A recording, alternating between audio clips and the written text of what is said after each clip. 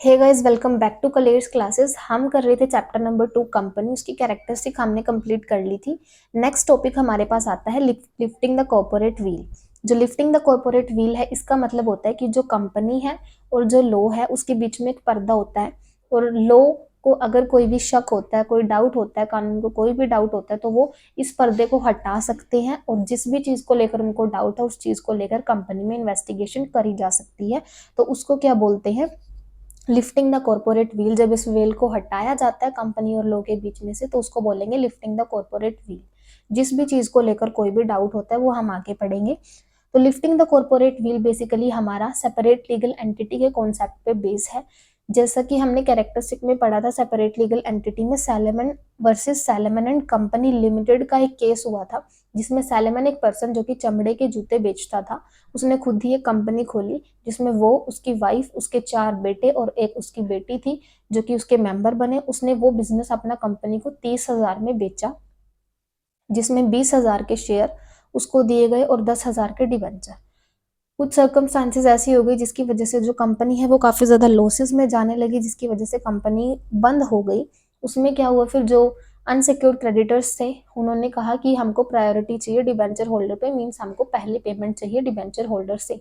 तो जो कोर्ट है उसने डिसीजन लिया कि ऐसा नहीं हो सकता है, डिबेंचर होल्डर की पेमेंट पहले होगी, क्योंकि चाहे कोई भी मेंबर सारे के सारे शेयर्स या फिर हाफ शेयर्स कंपनी के होल्ड करता हो, लेकिन कंपनी और जो मेंबर हैं उनकी सेपरेट लीगल एंटिटी रहेगी, वो दोनों एक दूसरे से अलग अलग ही रहेंगे। तो basically lifting the corporate wheel separate legal entity को फॉलो करता है। एंड इफ कोई भी ऐसा केस होता है जिसमें इन्वेस्टिगेट करा जा रहा है और कंपनी लाइबल पाई जा रही है उसके लिए, या फिर कंपनी ऐसी कोई एक्टिविटी में एंगेज थी जिसके लिए लोगों को उसके ऊपर डाउट था, तो उस केस में इस लिफ्ट कॉर्पोरेट वेल को लिफ्ट करा जा सकता है। सेपरेट लीगल एंटिटी के कॉन्सेप्ट को भूल जाएंगे और जो कंपनी है और जो मेंबर है वो दोनों ही लाइबल होंगे, वो दोनों ही रिस्पॉन्सिबल होंगे। और अगर वो ऐसा नहीं पाया जाता है, जो भी इन्वेस्टिगेट करा गया है, बिल्कुल कंपनी जो है अनडाउटेडली कुछ भी उसने नहीं करा होता है, तो उसमें जो है सिर्फ कंपनी को लायबल माना जाएगा इफ कंपनी कुछ कर रही है, लेकिन सेपरेट लीगल एंटिटी के कॉन्सेप्ट को भूल जाएंगे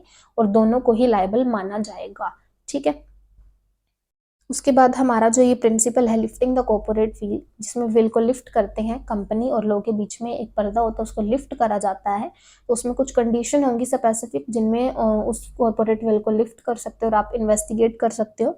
तो ये जो है आपका एक्सेप्शंस में एक्सप्लेन करा गया है, जो कि आपका 2 पार्ट्स में डिवाइडेड है, under statutory provisions, under judicial interpretations. तो फर्स्ट ऑफ ऑल हम पढ़ते हैं अंडर स्टैट्यूटरी प्रोविजंस में क्या क्या आपको कंडीशंस दी गई हैं जिनके अंडर इन्वेस्टिगेशन हो सकती है।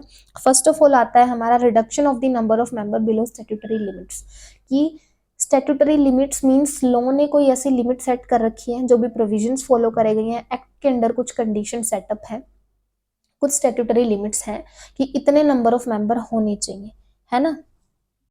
जो एक पब्लिक कंपनी है उसमें कम से कम 7 मेंबर होने चाहिए, ज्यादा से ज्यादा कितने भी हो सकते हैं, जितने भी शेयर्स कंपनी इशू करेगी उतने। और प्राइवेट कंपनी में कम से कम 2 मेंबर होने चाहिए, ज्यादा से ज्यादा 200 होने चाहिए। तो reduction of the number of member below statutory limit. तो पब्लिक कंपनी में 7 हैं, ठीक है, और प्राइवेट कंपनी में 2 हैं। और अगर उससे कम जो मेंबर्स हैं चले जाते हैं, लेकिन फिर भी बिजनेस जो है कैरी ऑन हो रहा है, कंपनी चल रही है, 6 महीने तक ऐसा ही चलता रहा है, और हर एक इंडिविजुअल जो भी इसमें एंगेज था या फिर जिसको भी पता था कि हाँ इस फैक्ट को लेकर कि कंपनी के मेंबर्स जो है घट चुके हैं फिर भी कंपनी काम कर रही है, तो इस केस में कॉर्पोरेट वेल को लिफ्ट करा जा सकता है और जो मेंबर्स हैं वो इंडिविजुअली और सेवरली लायबल होंगे, कंपनी और मेंबर दोनों कंपनी के डेट्स के लिए। ठीक है, तो इस केस में कॉर्पोरेट वेल को लिफ्ट कर दिया गया। नेक्स्ट आता है establishing the relationship of holding and subsidiary company. तो यहाँ पर देखो एक कॉन्सेप्ट है, होल्डिंग कंपनी होती है, एक सब्सिडरी कंपनी होती है। होल्डिंग कंपनी ऐसी कंपनी है जिसने दूसरी कंपनी को होल्ड कर रखा है, मींस जिसने 51% शेयर जो है कंपनी के बाय कर रखे हैं, जिसका सबसे ज्यादा होल्ड है, जिसका सबसे ज्यादा वोटिंग राइट है उस कंपनी के ऊपर। ठीक है, तो वो हो गई होल्डिंग कंपनी। सब्सिडरी कंपनी वो है जिसके ऊपर होल्ड कर रखा है दूसरी कंपनी ने, वो होती है सब्सिडरी कंपनी। तो यहाँ पर क्या है कि establishing the relationship of holding and subsidiary company. तो यहाँ पर हमारा क्या है कि जो सब्सिडरी कंपनी है और जो होल्डिंग कंपनी, अब ये बात ठीक है कि जो होल्डिंग कंपनी है वो सब्सिडरी कंपनी को होल्ड करता है, लेकिन सब्सिडरी कंपनी की भी एक अलग एंटिटी एग्जिस्ट करती है, वो खुद से अपने काम कर रही है। तो जो होल्डिंग कंपनी है उसका कोई भी उसके एक्शंस के ऊपर कोई कंट्रोल नहीं है सब्सिडरी कंपनी के, क्योंकि उसकी भी एक अलग एंटिटी एग्जिस्ट करती है। तो जो सब्सिडरी कंपनी है वो होल्डिंग कंपनी की प्रॉपर्टी नहीं है, जस्ट उसने उसके शेयर्स बाय कर रखे हैं, ठीक है ना। तो होल्डिंग कंपनी का पूरा होल्ड सब्सिडरी कंपनी के ऊपर नहीं होता है, उसके एक्शंस के ऊपर नहीं होता है, और ना ही होल्डिंग कंपनी सब्सिडरी कंपनी के एक्शंस के लिए लायबल होगी। सो बेसिकली यहाँ पर कॉर्पोरेट वेल को लिफ्ट करा जा सकता है उन दोनों कंपनीज के बीच में रिलेशनशिप्स को देखने के लिए कि उन दोनों के बीच में क्या रिलेशंस हैं। उसके बाद आता है हमारा third one, investigating the affairs of the company. अब कंपनी के अफेयर्स को इन्वेस्टिगेट करना है। अगर जो मैनेजमेंट है कंपनी की वो सेटिस्फैक्टरी नहीं है, या फिर ऐसा कुछ लग रहा है कि जो कंपनी है कोई भी फ्रॉडलेंट एक्टिविटीज कर रही है, कुछ गलत कर रही है, कि नहीं फ्रॉड में कंपनी जो है एंगेज है, ठीक है, तो उस केस में एक इंस्पेक्टर अपॉइंट करा जा सकता है इन्वेस्टिगेट करने के लिए कि जो कंपनी है उसके क्या अफेयर्स हैं, किन किन फील्ड ऑफ एक्टिविटी में वो एंगेज है, ठीक है। तो उसके अफेयर्स को इन्वेस्टिगेट करने के लिए इंस्पेक्टर को अपॉइंट करा जा सकता है। तो यहाँ पर जो कॉर्पोरेट व्हील है वो लिफ्ट करा जा सकता है। एंड इफ कंपनी को ऐसा पाया गया कि वो गलत कर रही है, तो उस केस में जो कंपनी है और जो मेंबर्स होंगे उसके वो लायबल होंगे, सिर्फ कंपनी नहीं, सेपरेट लीगल एंटिटी को भूल जाएंगे, ठीक है ना। नेक्स्ट वन आता है हमारा इन्वेस्टिगेटिंग फ्रॉडलेंट ट्रेडिंग की, जो अगर कंपनी कोई भी फ्रॉडलेंट ट्रेडिंग कर रही है, अगर कंपनी का जो है ट्रेड का बिजनेस है, तो अगर वो ऐसा कुछ करती है, यहाँ पर भी इंस्पेक्टर को अपॉइंट करा जा सकता है ये चीज देखने के लिए कि जो कंपनी है क्या वो कोई फ्रॉडलेंट ट्रेडिंग कर रही है, कोई फ्रॉडलेंट पर्पस तो नहीं है उसका ट्रेड करने को लेकर। तो यहाँ पर क्या है, कॉर्पोरेट व्हील को लिफ्ट करा जा सकता है, और जो मेंबर्स होंगे, जो पर्सन होंगे जो इस फैक्ट को लेकर अवेयर थे कि जो कंपनी है वो ऐसी कुछ एक्टिविटीज में एंगेज है, तो वो भी पर्सनली लायबल होंगे, रिस्पॉन्सिबल होंगे कंपनी के डेट्स और लाइबिलिटीज को लेकर।